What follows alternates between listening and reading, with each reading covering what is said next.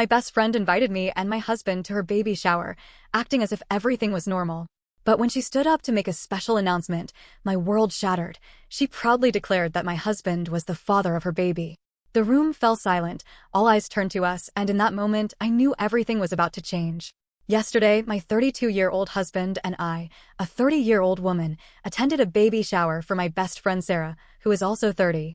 Sarah and I have been inseparable since our college days. We even started off as roommates. Our bond grew even stronger when we discovered our shared passion for the same music, going to concerts together, and creating countless memories. By our senior year, we spent every summer at each other's homes. After graduation, our paths diverged. I landed a coveted role at a top law firm, a longtime dream, while Sarah opted for social media as her career, uncertain about the traditional 9 to 5 job. No matter how busy our schedules became, we reserved our weekends for each other, whether hiking, trying new restaurants, grabbing drinks, or simply staying in for a movie night. It was during one of these girls' nights out that I met Michael. He was at his friend's bachelor party, and from the moment I saw him, I felt he was the one. Although we sometimes joke about who fell in love first, the truth is we both instantly knew. Now, after 5 happy years of marriage, I often thank Sarah for that fateful pub night because otherwise, I would have never met my wonderful husband. After I got married, Sarah spent a few more years single before meeting her current husband, Mark. They celebrated their 2nd anniversary earlier this year. 3 months ago, Sarah excitedly told me she was pregnant, and I couldn't have been happier for her. I was thrilled to see my best friend embark on this new chapter and hold her little one soon. I felt honored when Sarah asked me to organize her baby shower, knowing I'd be the baby's godmother. We finally agreed on a yellow theme, Sarah's favorite color. Throughout the planning, I stayed in close contact with the caterer to ensure everything, especially the cake, was delivered on time. I'd worked with this caterer before at my brother's wedding, so it was smooth sailing. On the day of the shower, we arrived early to set things up perfectly. Mark greeted us at the door, mentioning that Sarah was still getting ready. While setting up, I noticed the cake wasn't centered on the table as Sarah had envisioned, so I fixed it. Soon, guests began arriving, and it was wonderful to reconnect with old college friends, catching up on life while Sarah, wearing a vibrant yellow dress that matched the theme, beamed with joy as everyone congratulated her. The party was going well until Sarah called everyone to attention. Standing up, she thanked us for coming and took a deep breath before announcing, "I'm excited to share that my husband Mark and I are expecting our first child, and I have someone very special to thank for that." I saw Mark glance at Sarah in confusion, then he pointed straight at my husband Michael. She continued loudly, "Everyone, meet the father of our baby." I almost choked on my food as an eerie silence fell over the room. Everyone looked stunned and uncertain about what to do next. My heart raced trying to process the situation. My husband, a man who usually avoids the spotlight, gripped my hand tightly under the table. I turned to him and saw he was just as confused, as all eyes fixated on us in an uncomfortable hush. I looked to Sarah for an explanation. For context, my husband and I have struggled to conceive for years, having faced multiple tests and personal medical challenges. Only a few close family members and friends knew about our difficulty. We eventually came to terms with the idea that maybe having a child wasn't in our future, and we learned to cherish our life as a couple. So when Sarah publicly claimed that my husband was the father of her baby, it felt like a painful lie. Tears welled in my eyes, but I fought to hold myself together. Then, without warning, Sarah burst into laughter, playfully nudged Mark, and declared, "I was just kidding, everyone. This is all a prank for my Instagram. I set up cameras everywhere to capture your reactions." As puzzled looks filled the room, I felt an intense irritation at Sarah for putting us through such an emotional roller coaster.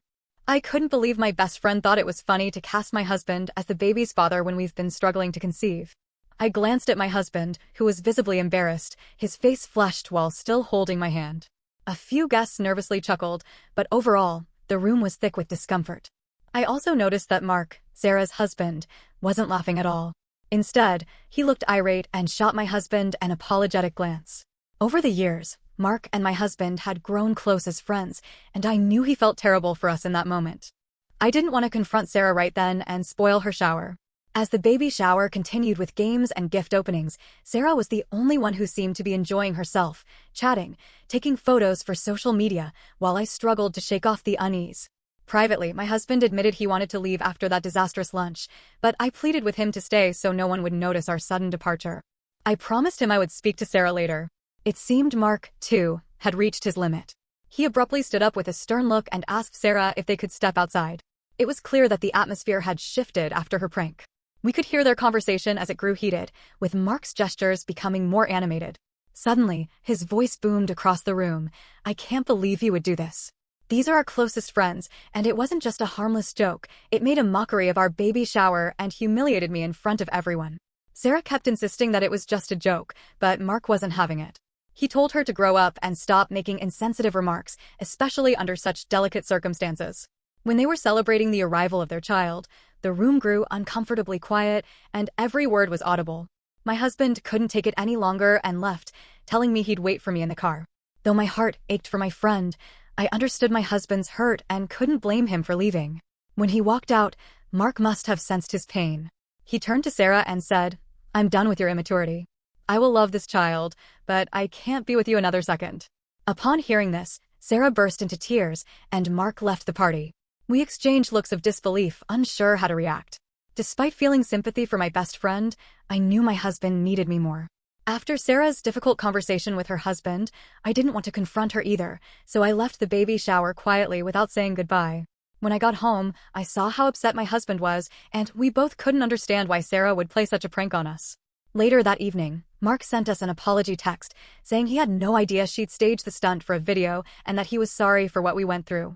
We appreciated his message because we didn't want any hard feelings and completely understood his perspective.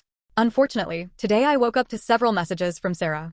She explained that she pulled the prank out of pregnancy stress and just wanted to create a viral Instagram reel. She couldn't see why we were so upset and even asked why I left without saying goodbye. She asked me to meet her so I could drive her to her gynecologist appointment. Feeling frustrated, I told her I didn't find her prank amusing at all. I explained that what she did was disrespectful and made both my husband and me uncomfortable. I also said that I needed some space and couldn't take her to her appointment that day. Sarah then called me a terrible friend for leaving her in such a vulnerable time. I was shocked that she'd say that just because I needed space. When I shared her message with my husband, he was equally angry and suggested we shouldn't engage with her until she truly understood the severity of her actions. I decided to send her a final message, letting her know that I wouldn't speak to her until she apologized to both me and my husband, and that if she dared to upload the prank video, I'd take legal action instead of just forgiving her. Sarah replied that she didn't believe she'd done anything wrong, even suggesting I was jealous of her because of her pregnancy. I couldn't believe that this woman, my best friend for over a decade, would think I was jealous when I'd gone to great lengths to throw her the perfect baby shower. She then said she wouldn't post the video, but that I should set my feelings aside and support her during this challenging time, explaining that her husband hadn't come home the previous night and that she needed me more than ever. As someone who avoids conflict, I found myself in tears reading her insensitive messages and realized I couldn't continue the conversation. I made the difficult decision to block her without any further comment. I'm sorry for not being there for my pregnant best friend because of her prank, and a part of me was relieved that her husband left her. Update 1. It's been a week since my last update and a lot has happened. First, I want to emphasize that Sarah is not someone who jokes around. Her prank was completely out of character. I've known her since our early days, and she's never pulled a stunt like this. Mark was serious when he said he was done with Sarah. Over the weekend, my husband spoke with him and learned that Mark is already consulting a divorce lawyer. Since that day, Sarah has been relentlessly calling and texting him, demanding he come back to her and forget his feelings. Mark hasn't responded to any of her attempts. She even accused him of sleeping with me, which came out of nowhere. He's just heartbroken over their crumbling marriage because she's becoming someone he no longer recognizes. Since I blocked Sarah, she couldn't contact me, so she sent a long message to my husband instead. In it, she accused him of trying to ruin our friendship and claimed he wasn't much of a man because he couldn't get me pregnant. My husband showed me the message when he got home from work yesterday, and I was absolutely furious. I'd been trying to let things go, thinking her behavior might be due to pregnancy hormones, but her harsh words were completely unacceptable. So, I decided to teach her a lesson. As the person in charge of the baby shower and the baby registry, I had spent countless hours with Sarah planning out everything she needed for the baby. However, she insisted on including outrageously expensive items that most guests couldn't afford. At the shower, I noticed that while some people stuck to the list, others gave her practical gifts for a new mother. Sarah seemed unhappy, and I had planned to gift her a few of those expensive items from her list. But once she crossed the line by targeting my husband, I canceled the order immediately and deleted the baby registry so she wouldn't have access to it. Now she'll have to start one from scratch. I also received a message from the caterer a few days ago about the baby shower, but I was too overwhelmed with Sarah's drama to respond. As a surprise for Sarah, I had already paid half the booking fee for the catering service and planned to pay the rest after the event.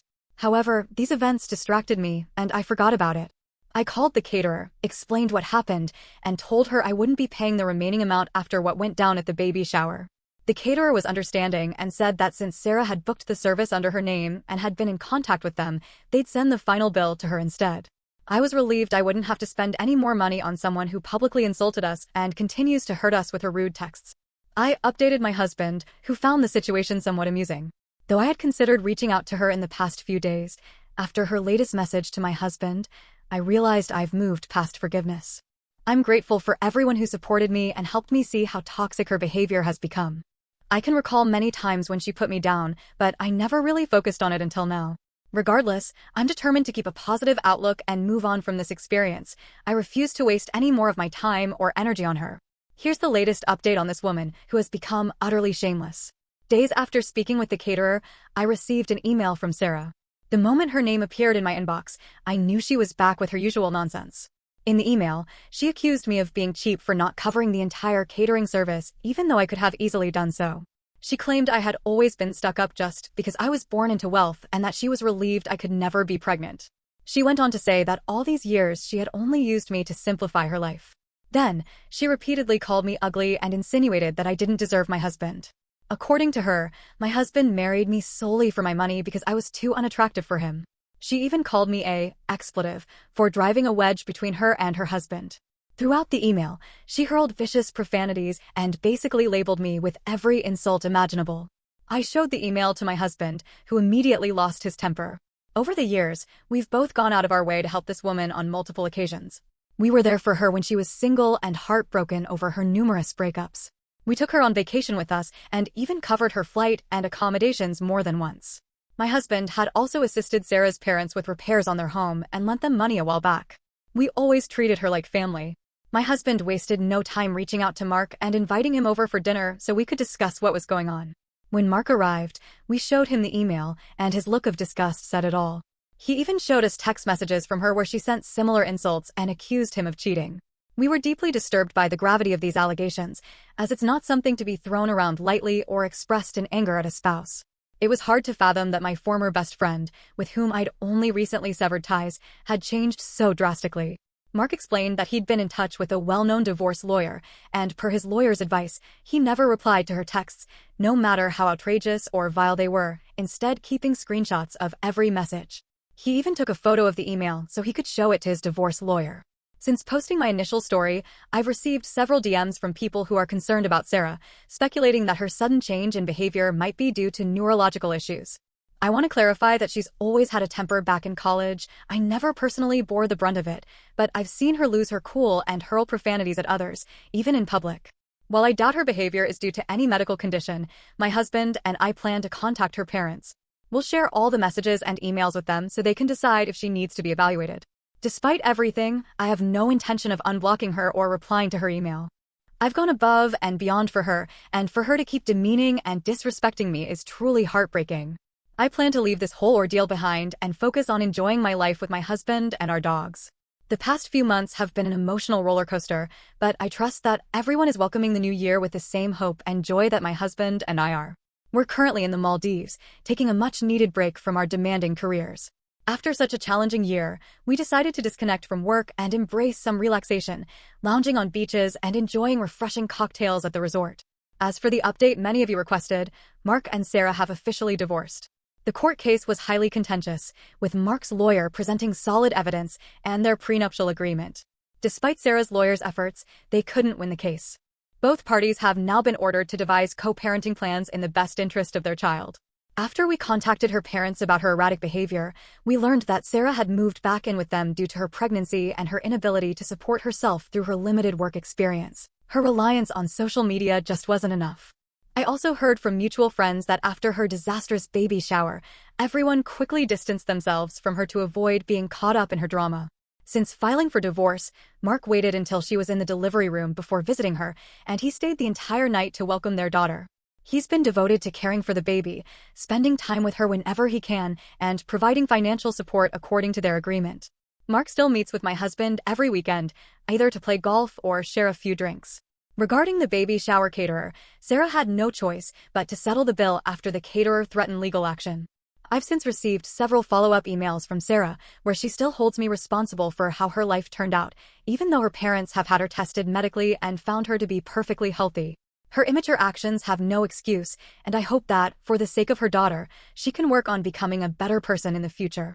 As for my husband and me, we refuse to let this incident shake our happy, healthy marriage. We moved past it within a month and refocused on our personal and professional lives. We still enjoy our Sunday dates, just like when we first started dating. Every time I look at my husband, I feel the same excitement and appreciation as I did when we first fell in love, and I'm incredibly grateful to spend my life with him. I also want to extend my empathy to all the couples struggling with fertility issues. Know that it's perfectly okay, life has its own twists and turns, and sometimes we need to trust the journey. If you truly love your partner, there are other ways to start a family. However, my husband and I feel completely fulfilled with each other, and we've chosen to concentrate on a lifetime of happiness together. After a few weeks of reflection back home, I began to realize that the chaos of the past few months had taught me valuable lessons about boundaries, forgiveness, and the importance of focusing on what truly matters. My husband and I started to embrace a new chapter of our lives with even more gratitude. We dedicated our weekends to reconnecting with old friends and building new memories, leaving behind the drama that once threatened our peace. One evening, while enjoying a quiet dinner at home, I looked back on everything that had happened. I had taken the difficult steps to protect my emotional well-being by distancing myself from toxic relationships, and I felt empowered by my decision. I realized that the pain inflicted by Sarah's words and actions had no power over me anymore. In that moment, I resolved that every challenge would be a lesson in resilience and self-worth. Meanwhile, Mark and I found a way to mend the fractured ties of our past. We met for coffee to discuss our shared experiences and discovered that, despite everything, there was a mutual desire to move forward without harboring resentment. With time, our conversations shifted from past grievances to plans for supporting our families and creating a healthier future for our children. This unexpected reconciliation brought a sense of closure and helped us all heal in our own ways. Sarah's departure from our lives ultimately became a turning point. Her continued struggle served as a reminder that sometimes people need to face their own consequences before they can change. My husband and I remained focused on our relationship and the happiness we had together, knowing that a loving partnership could weather any storm. As the months passed, life slowly regained its balance. I found peace in accepting that not all wounds need to be reopened, and that sometimes the best resolution is to let go and move on. My husband, our dogs, and I celebrated small victories and embraced the joy of a life built on mutual respect and genuine love. We learned that a healthy life doesn't come from dwelling on past betrayals, but rather from nurturing the bonds that enrich our hearts.